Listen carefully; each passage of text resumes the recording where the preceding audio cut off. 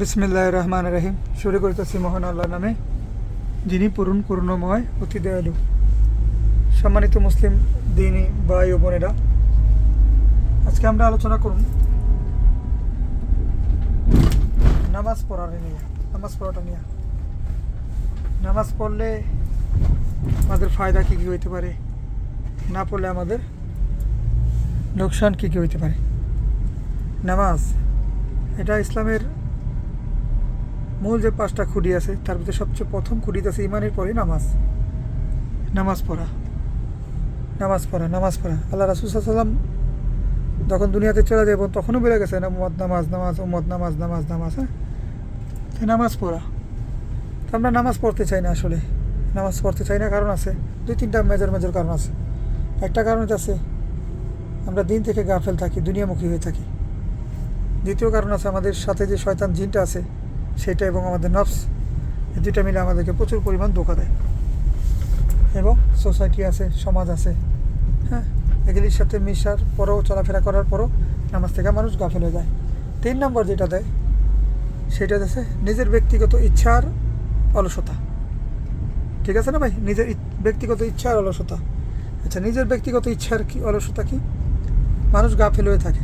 মানুষ আখেরাতের তুলনায় দুনিয়ারে প্রাধান্য দেয়, অথচ প্রাধান্য দেওয়া উচিত আখেরাতের প্রাধান্য দেয় না, দুনিয়ারে প্রাধান্য দেয়। এগুলো দুনিয়ার মত মাস্তির ভিতরে লেগে থাকে, খাওয়া দাওয়া, ঘুমানো, আরামে এসে মোবাইল চালানো থেকে শুরু করে যা আছে এগুলিতে লেগে থাকে। এখন আমাদের করণীয় কি? আমরা আসলে কী করতে পারি? সমাধান কি বা করণীয় কি? আমরা কী করতে পারি? আমরা সর্বপ্রথম শক্ত নিয়ত করি, আল্লাহর উপর ভরসা করি, শক্ত নিয়ত করে আল্লাহর কাছে তৌফিক চাই, দোয়া করি যে আল্লাহ তুমি আমাদেরকে তৌফিক দান করো, আমাদের সবাইকে ভালো নামাজের মতো নামাজি হওয়ার জন্য, ভালো মুসল্লি হওয়ার জন্য। সর্বপ্রথম নামাজটা নিয়ত করার পরে শুরু করে দিই, আজকের থেকেই শুরু করে দিই, এখন থেকেই শুরু করে দিই। যারা ভিডিওটা শুনবেন বা যারা শুনবেন, যারা ভিডিওটা দেখবেন, তারা নিয়ত করবেন যে এখন থেকে আমি শুরু করে দিই। আচ্ছা, আমি শুরু করবো, এটা হচ্ছে আমার নিজের কাছে।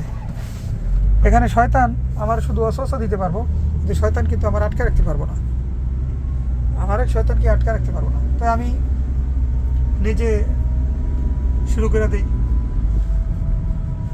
আজকের থেকে, যে না ঠিক আছে, ইনশাআল্লাহ যতদিন বাসুন 5 ওয়াক্ত নামাজ পড়ুন। যদি নামাজ ছুটে যায় জামাতে নামাজ পড়ুন, কিন্তু নামাজ ছাড়ুন না। আমি কী করুন না ভাই? নামাজ ছাড়ুন না। নামাজ আমি পড়বই, নামাজ আমার পড়তে হইব, নামাজ আমার আল্লাহর হুকুম, নামাজ পড়তে হইবে। আর বেশিরভাগ মানুষ জাহান্নামে যাইব নামাজ না পড়ার কারণে, কিয়ামতের ময়দানে তারা বলবো আমরা নামাজ পড়িনি, আমরা নামাজে ছিলাম না।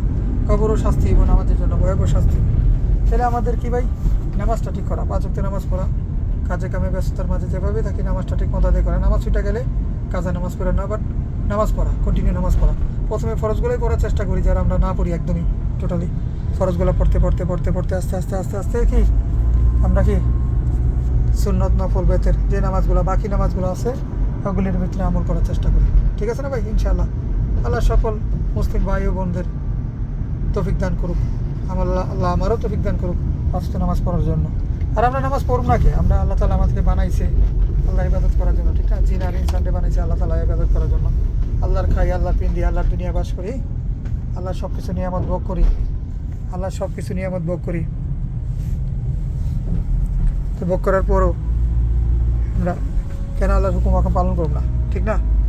দুনিয়াতে কোনো কাজ করলে, ছোটোখাটো কোনো কাজ করলে, আমরা যদি বসের কথা না শুনি, স্যারের কথা না শুনি, চাকরি করতে গেলে সাথে চাকরিটা চলে যায়, অ্যাবসেন্ট দেয়, বা তারা পানিশমেন্ট দেয়, তারা আমাদের উপরে ক্রোধ হয়ে থাকে, তারা আমাদের উপরে জুলুম নির্যাতন করে, হ্যাঁ, পানিশমেন্ট দেয়। দুনিয়ার একটু মানুষের মনে একটা কথা না শুনলেই 20 বছর সম্পর্ক নষ্ট হয়ে যায়, 10 বছর 30 বছর সম্পর্ক নষ্ট হয়ে যায়, মানুষ দেখতে পারে না। তাহলে আমরা যে আল্লাহর হুকুম অমান্য করে বারবার আমরা দুনিয়ামুখী হয়ে চলতেছি, তারপরে আল্লাহ তাআলা আমাকে সুযোগ দিছে, মৃত্যুর আগ পর্যন্ত সুযোগ আছে, তা আমরা সুযোগটা কাজে লাগে। আল্লাহ তৌফিক দান করুক সবাই, আমার তৌফিক ইল্লা বিল্লাহ।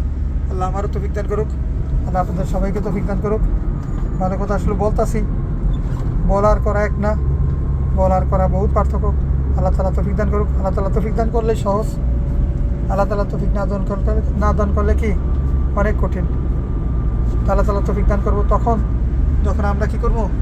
শক্ত নিয়ত করবো, আল্লাহর কাছে শক্ত নিয়ত করবো, আল্লাহর কাছে চামো যে আল্লাহ তুমি আমার হেদায়েত দাও, আল্লাহ তুমি আমার আখিরাতে কামিয়াবি দান করো, দুনিয়ায় আপনি কামিয়াবি দান করো।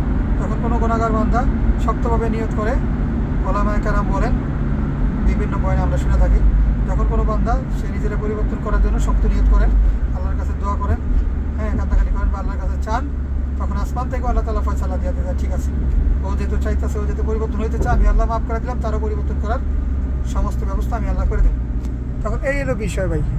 এখন আল্লাহ তাআলা আমরা তৌফিক দান করুক, সবাই নিয়ত করি খাস দিলে ইনশাআল্লাহ, ঠিক আছে না ভাই? সবাই ভালো থাকবেন, সবাই আমার লেগে দোয়া করবেন, আমিও সবার লেগে দোয়া করি। আসসালামু আলাইকুম ওয়া রাহমাতুল্লাহি ওয়া বারাকাতুহু।